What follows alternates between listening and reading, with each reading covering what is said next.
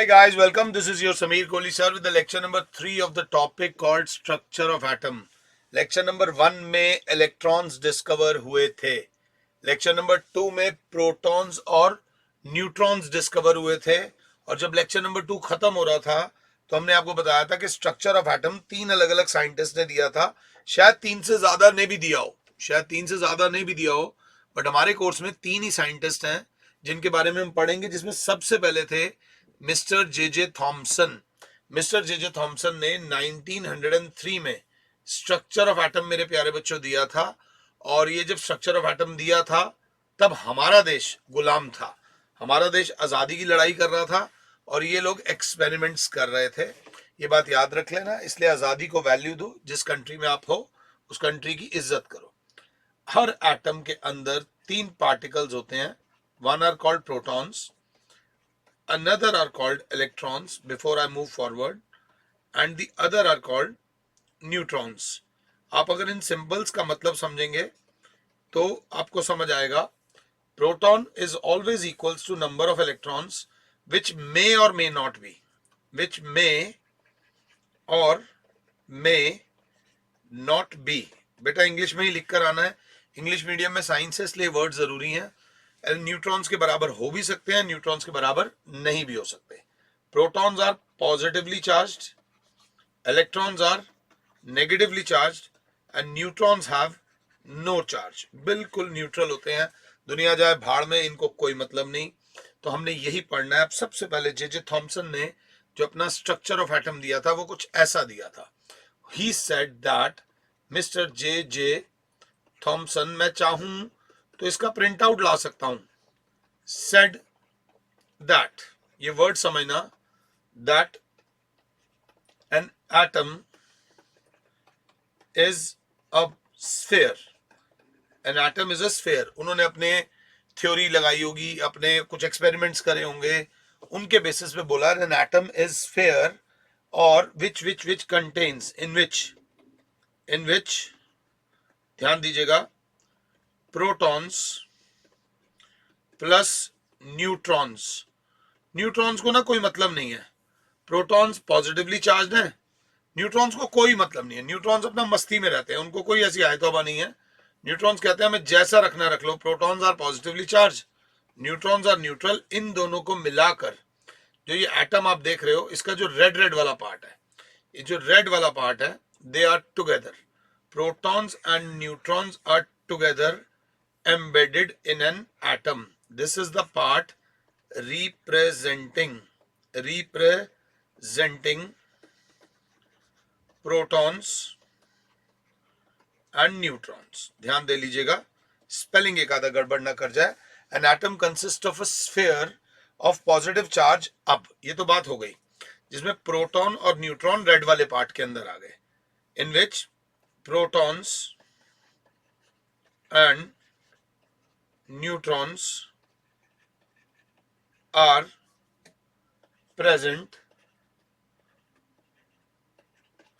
through the entire volume. अब बात आती है इलेक्ट्रॉन्स की. किसकी बात आती है? Electrons. And electrons are embedded in an atom like, ये वाले जो बीच वाले पार्ट हैं ये इलेक्ट्रॉन्स हैं. ये क्या है बेटा? इलेक्ट्रॉन्स. अब इमेजिनेशन का कोई अंत नहीं होता. हर बंदा नए नए तरीके से सोचता है. तो उन्होंने ये बोला था कि जो लाल वाला पार्ट है इसमें प्रोटॉन और न्यूट्रॉन तो फैल गए, और जो बीच में भी येलो कलर के दिख रहे हैं ये आपका नेगेटिवली चार्ज पार्टिकल्स है, ये इलेक्ट्रॉन्स हैं. एंड एक बात, ये वाली जो बात थी वो उनकी आगे जाकर एब्सोल्युटली गलत साबित हो गई. दिस वाज एब्सोल्युटली गलत भी नहीं, एब्सोल्युटली गलत. बट एक बात उनकी भी सही थी. द पॉजिटिव वर्ड देख लेना, positive and negative charge in an atom is equal in magnitude but opposite in sign. ये सिंपल सी बात बोली थी, जितना पॉजिटिव चार्ज है उतना ही नेगेटिव चार्ज है, तो total on the whole an atom is electrically neutral. अब इसको जब लोगों ने इमेजिनेशन से देखा तो किसी ने कहा it looks like a water melon. Water melon बोले तो अपना तरबूज, तरबूज का जो लाल वाला हिस्सा है वो हिस्सा है जहां पे प्रोटॉन्स और न्यूट्रॉन्स हैं, और तरबूज में जो काले काले बीज होते हैं, बीज वाला हिस्सा है वो जो है इलेक्ट्रॉन्स है। तो हमने कहा बिल्कुल सही है। The coloured area in the sphere, ये सब मैं आपको बता चुका हूं, अब ये बात याद रख लेना था। और अब किसी ने, जब दिमाग चलता है, इमेजिनेशंस का कोई अंत होता भी नहीं है और होना भी नहीं चाहिए। किसी ने कहा it is like a Christmas pudding. Yes, Christmas pudding में भी ऐसा ही होता है। जो वॉल्यूम है खाने वाला माल वो ये, बीच में जो ड्राई फ्रूट्स होते हैं वो इलेक्ट्रॉन्स हो गए। हमने कहा बिल्कुल सही है, एब्सोल्युटली सही है। इसी मॉडल को वाटरमेलन भी बोला गया। मैं वर्ड्स देख रहा हूं कोई रह ना जाए। अब मगर प्रॉब्लम क्या आई? प्रॉब्लम ये आई, उन्होंने जो दिया था structure of atoms, drawbacks of Thompson model of an atom, उनके हिसाब से जो उनका स्ट्रक्चर था उस पर जब एक्सपेरिमेंट्स किए गए, उस हिसाब से मान के कि ऐसा स्ट्रक्चर रहा होगा, वो बिल्कुल के बिल्कुल गलत हो गए। ये वर्ड जरूर देख लेना। He could not explain, he could not explained about the results of various experiments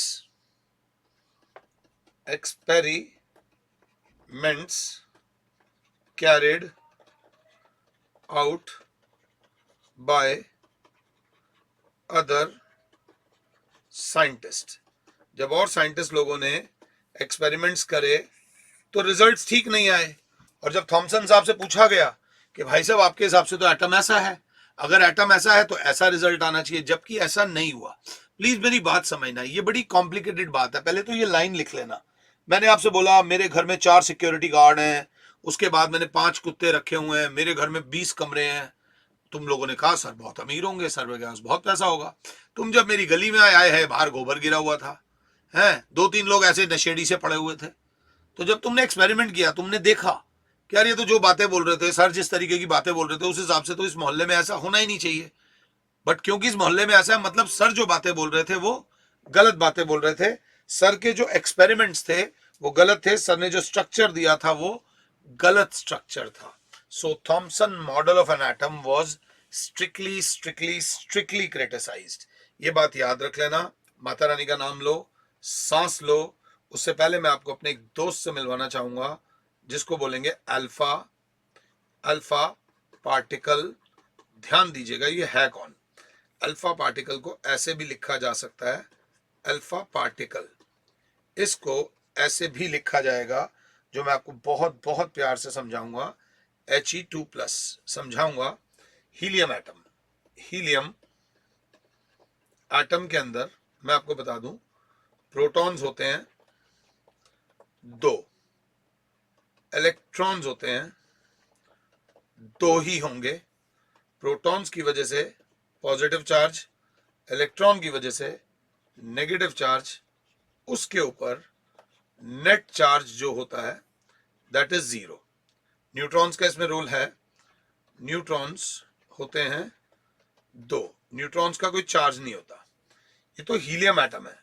अगर हीलियम एटम से कहा जाए कि you give us your 2 electrons, तुम अपने 2 इलेक्ट्रॉन्स दे दो, तो सबसे पहले हीलियम एटम बोलेगा भाई मैं एक एटम हूं, और एटम के अंदर ये जरूरी है कि प्रोटॉन और इलेक्ट्रॉन इक्वल रहेंगे। हमने कहा ठीक है भाई साहब आप अपने 2 इलेक्ट्रॉन दे दो। उसने कहा अगर मैंने अपने 2 इलेक्ट्रॉन दे दिए तो प्रोटॉन और इलेक्ट्रॉन सेम नहीं रहेंगे, और क्योंकि वो सेम नहीं रहेंगे तो मैं एटम की उपाधि खो दूंगा। एटम तभी तक एटम है जब तक उसके अंदर प्रोटॉन्स और इलेक्ट्रॉन्स बराबर है। एटम तब तक एटम है जब तक उसके अंदर प्रोटॉन्स और इलेक्ट्रॉन्स बराबर है। जरा सा भी बैलेंस शिफ्ट हो जाता है तो वो चार्ज्ड पार्टिकल बन जाता है, जो हम आज इसी चैप्टर में पढ़ेंगे। Those are called cations, anions, ये ध्यान दे लेना। तो जैसे ही इसने अपने 2 इलेक्ट्रॉन लूज करे, अब इसके पास प्रोटॉन्स हो गए 2, इलेक्ट्रॉन लूज करे ना, इलेक्ट्रॉन्स हो गए 0 और न्यूट्रॉन्स हो गए, न्यूट्रॉन लूज नहीं करे।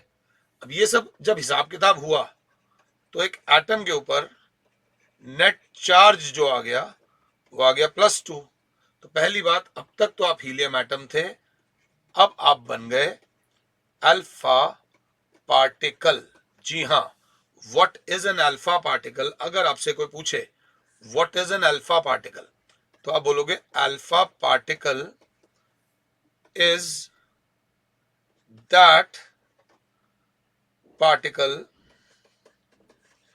which is formed when helium atom loses its 2 electrons. When helium atom loses its 2 electrons, तो वो बन जाता है अल्फा पार्टिकल। एक डेफिनेशन में अभी लिखवा रहा हूं, जो कि मेरी रिक्वेस्ट है, अभी मैं समझाऊंगा नहीं, क्योंकि अगर अभी मैंने समझाया तो चैप्टर का जो शेड्यूल बना हुआ है वो खराब हो जाएगा। अल्फा पार्टिकल, बट समझाऊंगा आने वाले टाइम में। Alpha particles are nucleus of helium atom which has lost its electrons, which has lost its electrons. ये याद रख लेना, दिस इज अल्फा पार्टिकल, जो मैं आने वाले टाइम में बता दूंगा। तो कहने वाली बात क्या है, बच्चा बोलेगा अल्फा पार्टिकल है क्या? अल्फा पार्टिकल के ऊपर चार्ज होता है +2। Alpha particles are positively charged particles. Are क्या? पॉजिटिवली चार्ज पार्टिकल्स विद, ध्यान दीजिएगा, +2 यूनिट्स ऑफ चार्ज। बेटा एक एक वर्ड लिखना जरूर। एंड उनके अंदर प्रोटॉन 2 हैं, न्यूट्रॉन 2 हैं, and 4 atomic mass unit of mass. 4U जब लिखता हूं तो 4 unit of mass, alpha particle. Simple सी बात देखना, व्हाट आर अल्फा पार्टिकल्स? जब एक हीलियम एटम 2 इलेक्ट्रॉन्स लूज कर देता है तो उसके अंदर प्रोटॉन और न्यूट्रॉन बच जाते हैं, तो वो पॉजिटिवली चार्ज पार्टिकल बन जाता है। That is not called helium atom, that is called alpha particle. और इसकी खास बात क्या है कि इसका मास होता है +4, 4 होता है, और चार्ज होता है +2। सर कहना क्या चाह रहे हो? कहना ये चाह रहा हूं कि हमने छोटी क्लासेस में एक बात पढ़ी थी, पॉजिटिव और पॉजिटिव चार्ज एक दूसरे से दूर भागे हैं, नेगेटिव और नेगेटिव चार्ज एक दूसरे से दूर भागे हैं, पॉजिटिव और नेगेटिव चार्ज एक दूसरे के पास भागे हैं, अट्रैक्ट करते हैं। यहां पर एक लाइन आती है, that like charges repel each other whereas unlike charges attract के स्पेलिंग में गलत लिखता हूं, each other स्पेलिंग देख लेना, ये थोड़ी सी मेरी प्रॉब्लम है। like charges repel each other, unlike charges attract each other। ध्यान दे लेना, RACT आएगा, मेरे को याद आ रहा है। जहां पर अपने आप को सुधार सकते हो कर लिया करो, नहीं तो कोई फायदा नहीं, अड़ के कोई फायदा नहीं भैया, अड़कर और लड़कर कोई फायदा नहीं है जिंदगी का। अट्रैक्ट ईच अदर, ये याद रख लेना। इससे क्या फायदा होगा? सपोज हमारे पास एक बंदा खड़ा है, हमें पता है ये पॉजिटिवली चार्ज है, इसको देखकर एक बंदा आया और इसको देखा और इससे दूर जाने लगा। क्योंकि इससे दूर जाने लगा तो इससे हमें पता चल गया वो बंदा भी पॉजिटिव चार्ज है। क्योंकि सर आपने अभी अभी पढ़ाया है कि like charges repel each other, जो सेम चार्जेस होते हैं वो एक दूसरे से दूर भागते हैं, भले ही पॉजिटिव हो या नेगेटिव नेगेटिव हो। ध्यान दे लेना। मतलब कहने का मतलब क्या हुआ, ये पॉजिटिवली चार्ज था, हमें पता था, ये बंदे के बारे में नहीं पता था, इसको देखकर ये इससे दूर भाग रहा है, तो उस एक्सपेरिमेंट के ऊपर हमने कहा ये क्या हो गया, पॉजिटिव। दोबारा बात करते हैं। ये बंदा है, ये पॉजिटिवली चार्ज पार्टिकल है, इसको देखकर इधर से एक बंदा इसकी तरफ भागता हुआ आ रहा है, एक बंदा इधर से इसकी तरफ देखता हुआ भागता हुआ आ रहा है, तो हम कहेंगे क्योंकि ये दोनों बंदे इसकी तरफ अट्रैक्ट हो रहे हैं तो ये नेगेटिवली चार्ज पार्टिकल है। Just by knowing it's charge, इसका चार्ज जानकर हम सामने वाले के चार्ज के बारे में बता सकते हैं। सपोज करो ये बंदा ऐसे है, ये पॉजिटिवली चार्ज है, इसको देखकर एक बंदा ना इसके पास आया ना इससे दूर गया, वो अपने रास्ते में नॉर्मल चलता रहा, ना इसके पास आया ना इसके दूर गया, मींस ये बंदा जो है न्यूट्रल है, ना तेरी तरफ अट्रैक्ट हो रहा है ना तेरे से चिढ़ रहा है, तो इस पार्टिकल को बोलेंगे न्यूट्रल पार्टिकल। इससे चार्ज, एक किसी एक का चार्ज पता होने से हम पूरे खानदान का चार्ज पता कर सकते हैं। अब टॉपिक देखना, सबसे पहले थॉमसन भाई साहब का मॉडल फेल हो गया, जे थॉमसन का मॉडल फेल हो गया। अब आए mister Rutherford model of structure of atom. इसको बहुत नाम दिए गए हैं, अल्फा पार्टिकल स्कैटरिंग एक्सपेरिमेंट भी बोलते हैं। इज्जत से करेंगे, आराम से करेंगे। इसी को गोल्ड फॉयल एक्सपेरिमेंट भी कहते हैं, इसी को गोल्ड फॉयल एक्सपेरिमेंट भी कहते हैं। बिल्कुल आराम से चलना, कोई दिक्कत नहीं। इंसान की चाल से उसके रंग रूप का पता चल जाता है, ये हकीकत है। सामने से एक बंदा चलता हुआ आ रहा है आपकी तरफ, नॉर्मल चाल है, नॉर्मल सीधा साधा सीधा चलता हुआ आ रहा है, तो आप बोलोगे भाई बढ़िया बंदा है, सिंपल गया। आप शायद उस बंदे को नोट भी ना करो, ये बता रहा हूं।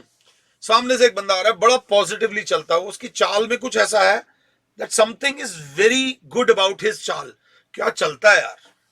और एक बंदा आ रहा है लुढ़कता भड़कता धड़कता फड़कता, उससे आइडिया लग जाएगा शायद भाई साहब ने नशा ना कर रखा हो, नशेड़ी ना हो। तो चाल से इंसान के हाल का पता चल जाता है।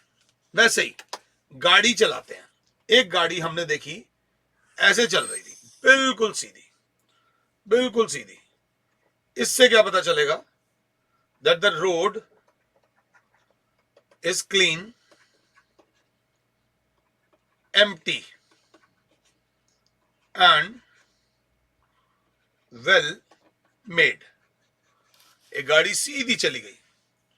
अब एक गाड़ी हमने देखा ऐसे ऐसे करके चल रही है, इस तरीके से चल रही है, तो हमें पता चला that road is full of खड्डा। The road is full of खड्डा, ये बात याद रख लेना। The road is full of खड्डा, इसलिए टेढ़ा मेढ़ा चलना पड़ा। एक गाड़ी आई और वापस चली गई। इससे क्या पता चला, इससे ये पता चला that road is blocked.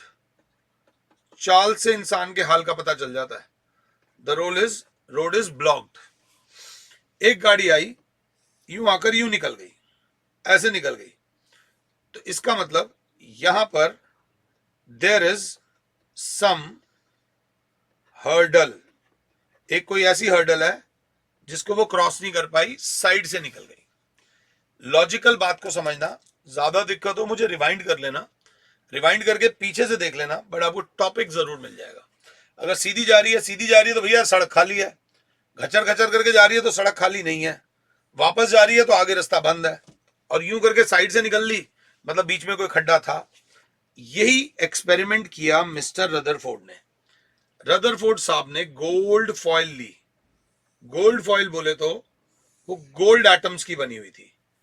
Gold foil जो थी वो गोल्ड एटम्स की बनी हुई थी। उन्होंने यहां से पास कराए अल्फा पार्टिकल। अगर आपको ये वीडियो 2 बार भी देखनी पड़े तो देखिएगा, ये वीडियो 2 बार में समझ आए 2 बार देखिएगा, देखिएगा जरूर। लाइक शेयर सब्सक्राइब वाला हम बंदे नहीं है, पूरी दुनिया बैठी है भाई, उन्हें लाइक भी करो, शेयर भी करो, सब्सक्राइब भी करो। हमने यहां से पास कराए अल्फा पार्टिकल। ध्यान दीजिएगा मेरे बच्चों, हमने यहां से पास कराए अल्फा पार्टिकल, खटक करके पास कराए ऊपर से लेके नीचे तक। तो हम क्या देखते हैं, हम देखते हैं हमारा अल्फा पार्टिकल, ये एरो का बड़ा महत्व होता है। एरो बताती है कौन कहां से आ रहा है, कहां जा रहा है। ये अल्फा पार्टिकल सीधे निकल गए। ध्यान दीजिएगा, हमने एक और अल्फा पार्टिकल पास कराया, ये भी सीधा निकल गया। हमने एक और अल्फा पार्टिकल पास कराया, वो भी सीधा निकल गया। हमने एक और अल्फा पार्टिकल पास कराया, वो भी सीधा निकल गया। हमने एक और अल्फा पार्टिकल पास कराया, वो भी सीधा निकल गया। हमने एक और अल्फा पार्टिकल पास कराया, वो भी सीधा निकल गया। हमने एक और अल्फा पार्टिकल पास कराया, वो भी सीधा निकल गया। एक और अल्फा पार्टिकल पास कराया, वो भी सीधा निकल गया। एक और अल्फा पार्टिकल पास कराया, वो भी सीधा निकल गया। एक और अल्फा पार्टिकल पास कराया, वो भी सीधा निकल गया। मैं चाहता तो डायग्राम बना सकता था, डायग्राम नहीं बनाना मुझे आपको समझाना है। हमने जब अल्फा पार्टिकल्स पास कराए, सर सारे के सारे अल्फा पार्टिकल तो स्ट्रेट जा रहे हैं, सारे के सारे अल्फा पार्टिकल्स तो स्ट्रेट और अनडेविएटेड जा रहे हैं। मेरी बात को समझना, अनडेविएटेड बोले तो बिल्कुल भी रास्ते से भटक नहीं रहे, बिल्कुल सीधे जा रहे हैं, बिल्कुल सीधे। अगर कोई गाड़ी बिल्कुल सीधी जा रही है तो ऑब्वियसली सड़क क्या है, भरी पड़ी है या खाली है? खाली सड़क भी अब एक सपना ही रह गया है। ध्यान दे लेना, पहले टॉपिक को समझना फिर बात करेंगे। गोल्ड फॉइल बोले तो गोल्ड फॉइल बनी थी गोल्ड एटम्स की, गोल्ड फॉइल बनी थी गोल्ड एटम्स की। अब जब हम इसमें से हमने अल्फा पार्टिकल्स पास कराए मेरे बच्चों, तो हमने देखा मोर देन 90% पार्टिकल्स भी ना बोलकर मैं बोलूंगा alpha particles went straight and undeviated. Undeviated बोले तो जरा से भी मुड़े नहीं, जरा से भी मुड़े नहीं, सीधे निकल गए। ये था एक्सपेरिमेंट, ये था एक्सपेरिमेंट। हर एक्सपेरिमेंट का निकलता है कंक्लूजन। अगर वो सीधे निकल गए, कोई रोकने वाला नहीं था। Means most of the space in an atom is empty. Most of the space in an atom is empty. जय माता दी, खाली पड़ा होगा भाई एटम। अब क्या, सारे नहीं निकले, थोड़े बहुत निकले हैं। अब कुछ अल्फा पार्टिकल ऐसे डेविएट कर गए, थोड़े से मुड़ गए। कुछ अल्फा पार्टिकल, बीच वाले जो अल्फा पार्टिकल थे, थोड़े से डेविएट कर रहे हैं। ध्यान दीजिएगा, डेविएट कर गए हैं इस तरीके से। एक आधा अल्फा पार्टिकल तो वापस चला गया, रीबाउंड कर गया, वापस चला गया। ध्यान दीजिएगा, डायग्राम में ये वो वाला बना रहा हूं। एक आधा alpha, very few, very very few. ध्यान देना, अगला एक्सपेरिमेंट में वेरी एक्सपेरिमेंट,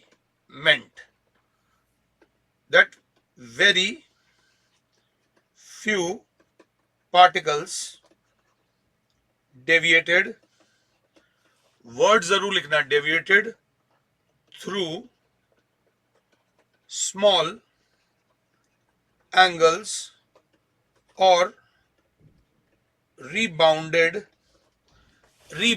वापस चले गए। ध्यान दे लेना, मैं हल्के से हाइलाइटर से मदद करूंगा। बहुत कम पार्टिकल्स थे जो वापस चले गए, बहुत कम, ना के बराबर, जो वापस चले गए ऐसे, या डेविएट कर गए कहीं बीच में से। तो इससे उनको लगा कि यहां पर कोई खड्डा है, यहां पर कोई ऐसी चीज है जिसको पॉजिटिवली चार्ज पार्टिकल्स पास नहीं कर पा रही, पॉजिटिवली चार्ज पार्टिकल पास नहीं कर पा रही। और पॉजिटिवली चार्ज पार्टिकल जो अल्फा पार्टिकल है, उसको देखकर उसकी तरफ नहीं जा रहे, उससे अवे जा रहे हैं। मींस इससे ये पता चला, फिर एक्सपेरिमेंट करा तो कंक्लूजन क्या निकला? कंक्लूजन क्या निकला? That there is a presence, there is a presence of small, बहुत छोटा। छोटा क्यों? क्योंकि मैक्सिमम पार्टिकल तो सीधे ही चले गए, उनको रोकने वाला कोई था ही नहीं। There is a very small, heavy, dense nucleus, nucleus भी ना बोल के dense substance located in middle where mass and positive charge is present। मैं जो बोल रहा हूं वो लिखना नहीं है, लिखना तो है ही, डेफिनेटली लिखना है। प्लीज मुझे पॉज करके लिखना जरूर कि सेंटर में कोई एक ऐसी चीज है जब अल्फा पार्टिकल सीधा आ रहा है तो उसकी तरफ नहीं जा रहा, उससे अवे जा रहा है। तो अगर पॉजिटिवली चार्ज पार्टिकल किसी से दूर जा रही है तो वो चीज भी पॉजिटिवली चार्ज पार्टिकल है, और भारी चीज टकरा के वापस जा रही है। 4 यूनिट तो मास था अल्फा पार्टिकल का, टकरा कर वापस जा रही है, टकरा कर वापस जा रही है, मतलब इसका मास अल्फा पार्टिकल से ज्यादा है। यही दो वजह थी जिनके ऊपर बेस्ड मैंने दो वर्ड लिखे हैं। एक तो मास वर्ड लिखा है और पॉजिटिव चार्ज वर्ड लिखा है। एक तो मैंने मास वर्ड लिखा है और एक मैंने पॉजिटिव चार्ज लिखा है। तो यहीं से रदरफोर्ड भाई साहब ने स्ट्रक्चर ऑफ एटम बना दिया proper clean, proper clean.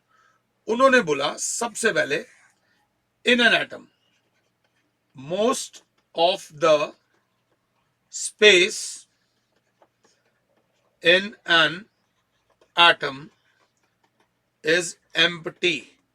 Empty बोले तो खाली। खाली क्यों है? क्योंकि मैक्सिमम पार्टिकल्स जो थे वो अल्फा पार्टिकल जो थे वो सीधे सीधे सीधे निकल गए जी, बिल्कुल सीधे निकल गए। Showing that an atom consist of positively charge and an atom consist of positively charged,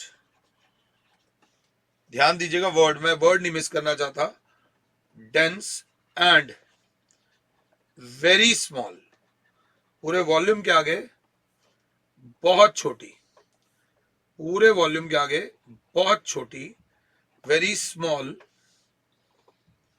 word उन्होंने दिया न्यूक्लियस कंटेनिंग, ध्यान दीजिएगा, containing all protons and neutrons. Neutrons neutral होते हैं, इनको कोई फर्क नहीं पड़ता। प्रोटॉन्स और न्यूट्रॉन्स जो हैं वो यहां प्रेजेंट हैं बीच में, protons and neutrons.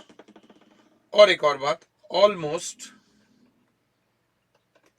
Entire mass of an atom is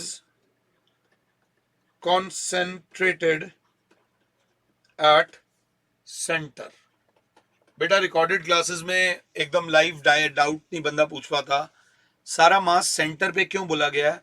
क्योंकि बोल दिया सारे प्रोटॉन भी सारे न्यूट्रॉन भी सेंटर में लोकेटेड है। अब बचे कौन? इलेक्ट्रॉन। इलेक्ट्रॉन्स का मास जो होता है वो नेग्लिजिबल होता है, the mass of electrons is negligible. तो जय माता दी, बात ही खत्म हो गई। अब बंदा कह रहा है यार सारी बातें आपने सही बोल दी, एक बंदे का नाम नहीं लिया, किसका? इलेक्ट्रॉन्स का नाम नहीं लिया। Electrons are negatively charged but negligible mass, इनका मास नहीं होता। तो यहां पर रदरफोर्ड साहब ने क्या बोला? रदरफोर्ड साहब ने बोला जो इलेक्ट्रॉन्स हैं, जो इलेक्ट्रॉन्स हैं वो एक एटम की न्यूक्लियस के बाहर है, एटम की न्यूक्लियस के बाहर है, बाहर है। अभी मैं अधूरा बोल रहा हूं। अब एक बंदे ने बोला अगर इलेक्ट्रॉन्स बाहर हैं और न्यूक्लियस पॉजिटिवली चार्ज्ड है और इलेक्ट्रॉन्स नेगेटिवली चार्ज्ड है तो नेगेटिव और पॉजिटिव तो एक दूसरे को अट्रैक्ट करते हैं। अभी मैंने अधूरी बात बोली, इतने में बच्चे ने कॉन्ट्राडिक्शन उठा दी। हमने ये बोला कि न्यूक्लियस के अंदर सारा का सारा पॉजिटिव चार्ज प्रेजेंट है, उसने कहा ओके। हमने बोला इलेक्ट्रॉन्स के अंदर सारा का सारा नेगेटिव चार्ज प्रेजेंट है, उसने बोला ओके। दोनों बातों में उसने ओके बोला।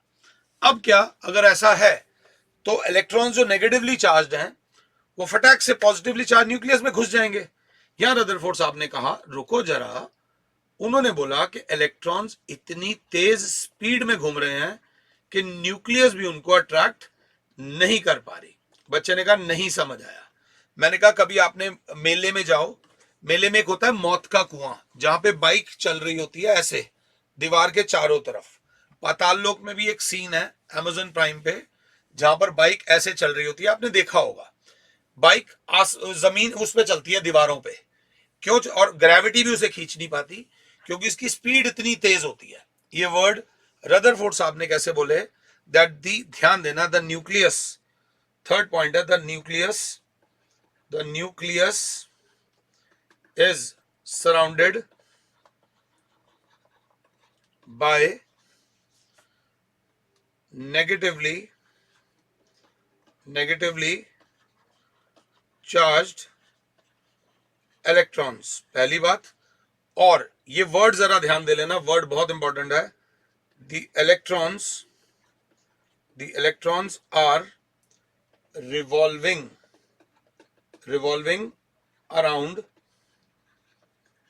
nucleus at very high speed। at क्या बेटा? very high speed, and the circular tracks in which electrons are revolving are called, word देख लेना, ऑर्बिट्स। जिनमें ये बहुत बहुत तेज स्पीड से घूम रहे हैं, ये याद रख लेना। उसके बाद में अगला, the electrostatic force of attraction between protons positively charged and electrons negatively charged holds the atom together,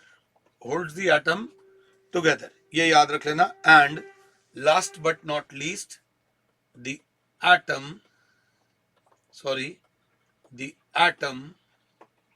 on the whole is electrically neutral as it contains equal number of protons and electrons, as it contains equal number of protons and electrons. भाई writing पे मत जाना, writing बहुत गंदी लिखी है, but एक बार ये सारा स्क्रीनशॉट लेकर कॉपी कर लो। समीर सर इधर हो गए जी, थोड़ा सा ये कॉपी जरूर कर लेना। The simplest atom is that of hydrogen, it contains 1 proton and 1 electron. Hydrogen में न्यूट्रॉन नहीं होता। According to Rutherford theory, hydrogen atom consist of small nucleus containing 1 proton, और वो बार बार घूमता रहता है, और वो इतनी तेज घूम रहे हैं इस वजह से न्यूक्लियस के अंदर वो गिर नहीं रहे। अब यहां पर रदरफोर्ड साहब का मॉडल आ गया। अब रदरफोर्ड साहब के मॉडल में भी कमियां थी, वो कमियां मैं आपको नेक्स्ट लेक्चर में बताऊंगा, ताकि जब नेक्स्ट लेक्चर में रदरफोर्ड साहब के बारे में बताऊं तब थोड़ा सा Rutherford model of an atom भी रिवाइज हो जाएगा और उनकी गलतियां भी पता चल जाएंगी। And in the next lecture we will move further with this chapter.